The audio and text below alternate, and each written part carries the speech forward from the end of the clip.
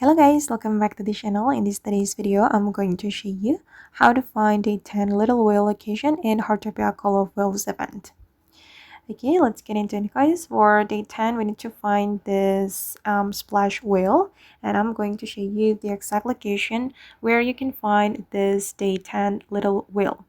Okay, you're going to go to the Whalefall Canyon and head to the Coral Way, and you will find the splash whale on the top of this blue coral. Let me show you the location. It's right here.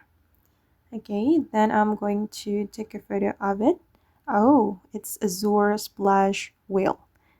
Okay, I'm gonna take a picture of it. Done. And now it's time to find the bubble. Alright, the bubble is here, still in the Coral Way, but it's in this location.